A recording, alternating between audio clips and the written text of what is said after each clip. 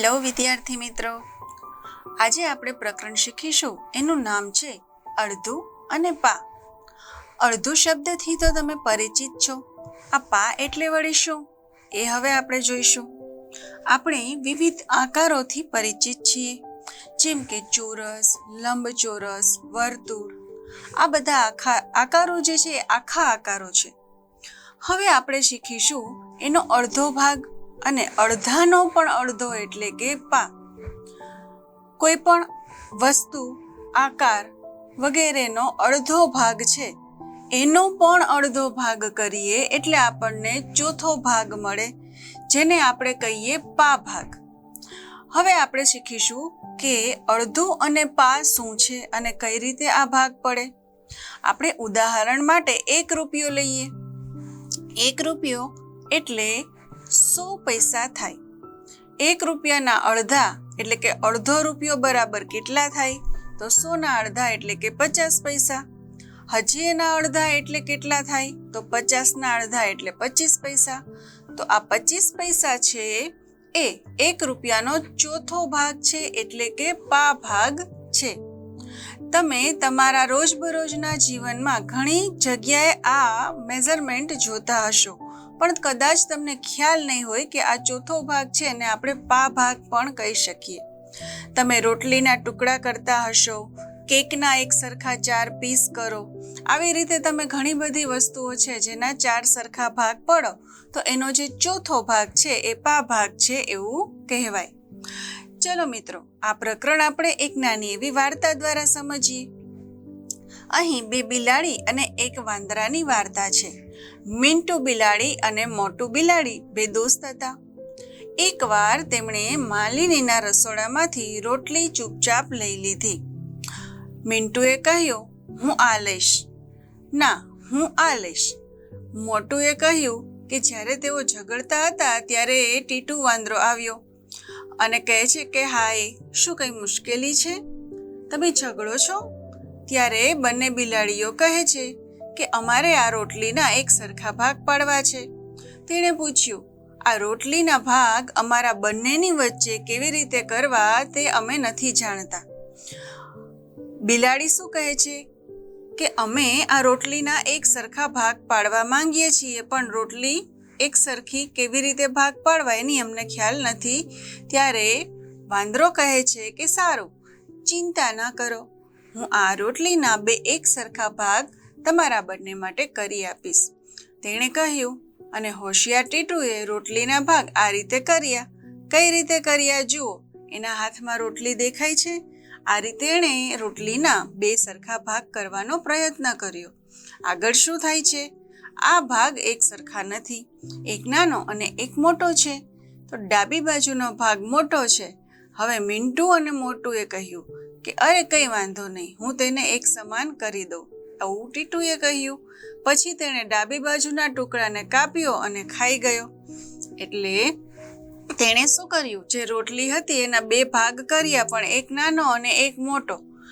મોટો ભાગ હતો એમાંથી ઓછું કરવા માટે એણે એક ટુકડો કાપ્યો અને પોતે ખાઈ ગયો. હવે આગળ શું થાય છે? આગળ એ રોટલીનો ટુકડો ખાઈ જાય છે, પછી જમણી બાજુનો ભાગ મોટો થઈ જાય છે. હવે જમણી બાજુનો ભાગ મોટો થઈ ગયો. બિલાડીઓએ બૂમ પાડી. હવે ટીટુ કહે છે કે મને માફ કરો. હવે મોટો ટુકડો જે છે એ વળી કાપ્યો અને ખાઈ ગયો. ત્યારે માત્ર નાનો ટુકડો બાકી રહ્યો. ત્યારે કહે છે આ મારા કામનો હિસ્સો છે. અને પછી ટીટુ ઝડપથી છેલ્લો ટુકડો પણ ખાઈ ગયો અને ઝાડ પર ચડી ગયો. તો એક રોટલી હતી, એના 2 ભાગ કર્યા, એક નાનો અને એક મોટો. તો બંને બિલાડીને મોટો જ જોઈતો હતો, એટલે એક સરખા કરવા માટે ટીટુએ મોટા ટુકડામાંથી એક કકડો કાઢી લીધો. તો એ નાનો થઈ ગયો. પછી જે મોટો હતો એનામાંથી ફરી ટુકડો કાપ્યો. આમ કરતાં કરતાં સાવ એક નાનો ટુકડો બચ્યો. એ પણ ટીટુ ખાઈ જાય અને શું કહે છે કે આ મારી મહેનતનો છે. આમ આખી રોટલી ટીટુ વાંદરો ખાઈ જાય છે અને બંને બિલાડીઓ તો સાવ જોતી જ રહી જાય છે. એના ભાગમાં એક પણ ટુકડો આવતો નથી. આમ બંનેના ઝઘડામાં વાંદરાભાઈ ફાવી ગયા અને રોટલી ખાઈ ગયા. તો આ રીતે એને ભાગ પાડતા ન આવડ્યા, એમાં એણે રોટલી ગુમાવી. તો હવે આપણે શીખીશું કે અડધાનું અડધું પા. અડધું એટલે શું? તો આપણને ખ્યાલ છે કે આપણે જે પણ આકાર છે એમાં એકદમ વચ્ચેથી રેખા કરીએ એટલે બે અડધા સરખા ભાગ પડે. હજી એમાં પણ તમે એક આડી રેખા દોરો એટલે ચોથો ભાગ મળે જે પા છે. પા એટલે અડધાનું પણ અડધું, આટલું યાદ રાખવાનું. અડધાનું અડધું પા કઈ રીતે થાય તો જુઓ, અહીં ચિત્રમાં એક રોટલી છે. આ રોટલીનો વચ્ચેથી એક કકડો કાઢી અને બીજો ભાગ પાડ્યો એટલે કે અડધો ભાગ જુદો પાડ્યો. હવે એ અડધામાંથી પણ અડધો ભાગ પાડ્યો તો એ ટુકડો કેવો દેખાય? આવું તમે બીજે ક્યાં જુઓ છો મિત્રો? તમને ભાવતી કેકમાં અને સૌથી વધારે પસંદ હોય એવા પિઝામાં. પિઝાના ટુકડા તમે જુઓ ત્યારે તમે કંઈક આ જ રીતે જોતા હશો, ખરું ને? મોઢામાં પાણી આવી ગયું ને? આવું તમે ઘણી જગ્યાએ જોતા હશો. અહીં પિઝા છે એવું માનો તો જે છેલ્લો ટુકડો છે એ પિઝાનો ચોથો ભાગ છે જે પા ભાગ છે. તો આવી રીતે વર્તુળના જો આપણે અડધો અને એનાથી અડધો ભાગ કરીએ તો કંઈક આવો શેપ દેખાય. હવે આપણે આગળ જોઈએ. અહીં આપણે જોઈશું કે એક ચોરસ છે એનો અડધો ભાગ એટલે લંબચોરસ. ત્યારબાદ એનો પણ ચોથો ભાગ મળે એટલે ફરી પાછું ચોરસ મળે. ચોરસને વચ્ચેથી વાળશો એટલે એનો અડધો ભાગ થઈ જશે. ત્યારબાદ ફરી વાળશો એટલે ફરી એક નાનું ચોરસ બની જશે જે ચોથો એટલે કે પા ભાગ મળશે. હવે જુઓ, અહીં આપણે આ આકારનો પણ અડધો ભાગ કરેલો છે. અહીં આપણે 4 સરખા ટુકડા કરીએ તો કંઈક આવો આકાર દેખાય છે. ત્યારબાદ જુઓ, અહીં ચોકલેટ છે. હવે 6 પીસની આ ચોકલેટ છે એનું અડધું કરીએ તો 3 ટુકડાના સરખા ભાગ પડે. આવી જ રીતે અહીં આપણે જોઈએ ત્રિકોણ. હવે આ ત્રિકોણ જુઓ, એને આપણે વચ્ચેથી સરખું વાળી દીધું. એક આવો ત્રિકોણ કાગળ છે એમાં વચ્ચે ઊભી લાઈન દેખાય છે. જુઓ, આ રીતે તમે વાળી દો તો તમને 2 બીજા નાના ત્રિકોણ મળે અને આ 2 ત્રિકોણ જે છે કંઈક આવા દેખાય. લંબચોરસ કાગળને જો તમે વચ્ચેથી આડી રેખામાં વાળો તો એના પણ 2 એક સરખા ભાગ મળે, અડધા અડધા, પણ એ ત્રિકોણ મળે. તો 2 એક સરખા ત્રિકોણને જોડવાથી એક લંબચોરસ બને અને લંબચોરસને વચ્ચેથી આવી રીતે ભાગ પાડીએ તો 2 ત્રિકોણ મળે. તો આ રીતે આપણે એક આકારનો અડધો ભાગ કર્યો.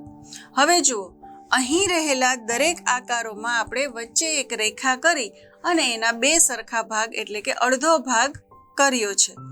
લંબચોરસ જે છે એમાં જુઓ, આપણે બંને કલર જોઈ શકીએ છીએ જે એક લંબચોરસના 2 અડધા અડધા ભાગ છે. અહીં આપેલા બધા જ લંબચોરસને આપણે જુદી જુદી રીતે ભાગ પાડીને બતાવ્યા છે. એક લંબચોરસમાં ઊભી રેખા, એકમાં આડી રેખા, એકમાં ક્રોસ લાઈન છે અને એકમાં કર્વ લાઈન છે એટલે કે વળાંકવાળી લાઈન છે. પણ એ લાઈન એવી રીતે કરેલી છે કે એના 2 સરખા ભાગ પડે છે જે તમે જોઈ શકો છો. તો આવી રીતે તમે કાગળને વચ્ચેથી વાળીને 2 સરખા ભાગ પાડી શકો અને આવા જ જે મહાવરા છે તમે કાગળ દ્વારા કરી શકો છો. હવે આપણે જોઈએ કે અહીં આ જે ચોરસ દેખાઈ રહ્યા છે એ કેવા છે? લંબચોરસ, કારણ કે એની 2 બાજુઓના માપ સરખા છે. હવે આપણે એના 4 ભાગ પાડીશું તો અડધાનું અડધું એવી રીતે પા ભાગ આપણે કરવાનો છે. તો જુઓ, અહીં જે લંબચોરસ છે એમાં તમને એક સરખા 4 ભાગ દેખાશે. દરેકના અલગ અલગ રીતે આપણે 4 ભાગ પાડ્યા છે. એક લંબચોરસમાં આડી પટ્ટી, એકમાં ઊભી. એક લંબચોરસ છે એમાં ઊભી અને આડી બંને કરી છે. એક લંબચોરસ એવું છે કે જેમાં 4 ત્રિકોણ બનાવ્યા છે અને નીચેનું જે લંબચોરસ છે એમાં જુઓ, એમાં વચ્ચે એક ઊભી રેખા કરી છે અને પછી 2 આડી રેખા કરી છે. એટલે આપણે પેલા લંબચોરસના 2 ચોરસ સરખા કર્યા અને એમાંથી 2 ત્રિકોણ. આવી રીતે આપણે 4 ભાગ કર્યા. તો દરેકનો પા ભાગ એટલે કેટલો થાય? તો જુઓ, દરેકે દરેક આકારની અંદર સૌથી ડાર્ક કલરનો જે પાર્ટ દેખાય છે એ એનો ચોથો ભાગ છે એવું આપણે કહી શકીએ. તો આ છે અડધાનું અડધું અને પા ભાગ. હવે આપણે દરેક ડિઝાઇનના આવી રીતે ભાગ પાડીશું. જુઓ, અહીં તમને એક સરસ મજાની પેટર્ન દેખાઈ રહી છે. આપણે એના 4 સરખા હિસ્સા કર્યા. આ 4 સરખા હિસ્સામાંનો એક હિસ્સો એટલે કે એનો ચોથો ભાગ એટલે કે પા ભાગ થાય. ત્યારબાદ આપણે જોઈશું કે પા ભાગ જે છે એ આપણે આગળ ક્યાં ક્યાં ઉપયોગમાં આવે? તો તમારે કોઈ જમીનનો ટુકડો છે, ખેતર છે, એમાં પણ જો 4 સરખા ભાગ પાડવા હોય તો તમને આ પા ભાગ ઉપયોગમાં આવશે.